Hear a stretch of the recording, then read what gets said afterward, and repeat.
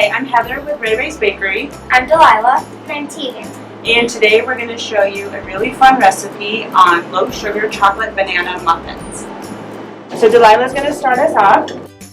First, you're going to get 3 medium-sized bananas and peel them in a bowl.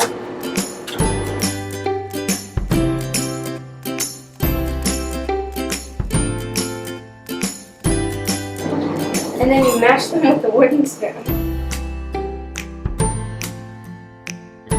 Okay, once you have your bananas all mashed, then you're going to mix in all of your wet ingredients. 2 eggs.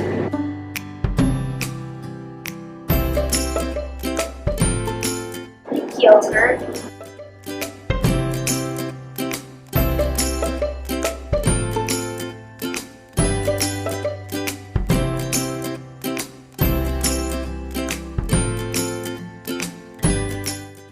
Once you have that, you're going to add half a cup of milk. And for the milk, you can use whole milk, 2%. For our bakery, we use coconut milk.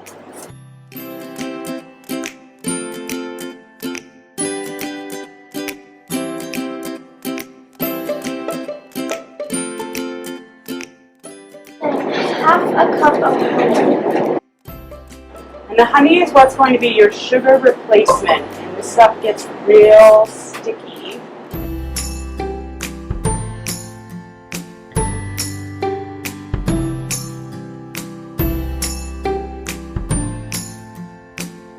One teaspoon of vanilla extract. Okay, so from there you're going to add your chocolate chips to your wet ingredients.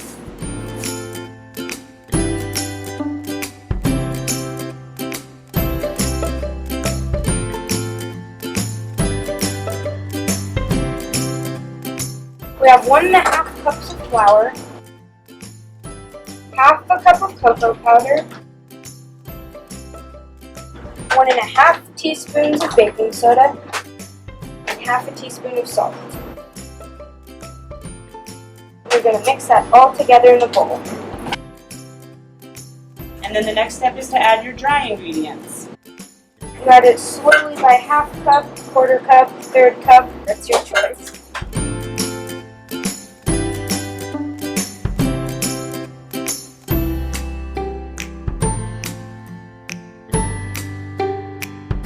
And it's okay if you make a little bit of a mess. That's half the fun of baking. So once you get everything mixed up, you're going to use your spatula and you're going to scrape down your sides of your bowl to make sure you get all of those ingredients incorporated into the mix.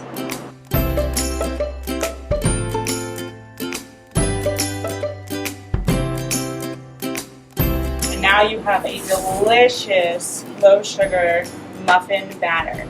So the next step is going to be scooping it into your muffin tin. So for us, we're going to use some muffin liners. You can use fun liners if you want to, or you can just put it straight into your cupcake tin.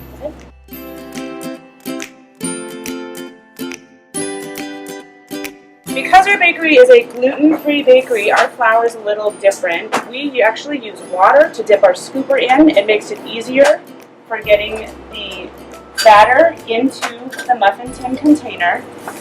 If you're making this at home, you can use regular flour. You can use a general gluten-free multi-purpose flour, and that should work just fine.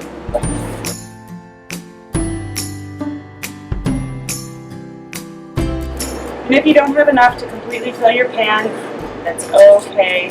And just remove any extra liners out of your muffin container.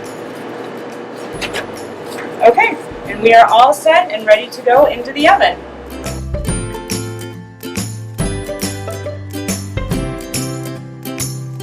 Once the muffins are in the oven, you're going to set a timer for 15 minutes and then rotate it and put it in for another 10 to 15 minutes.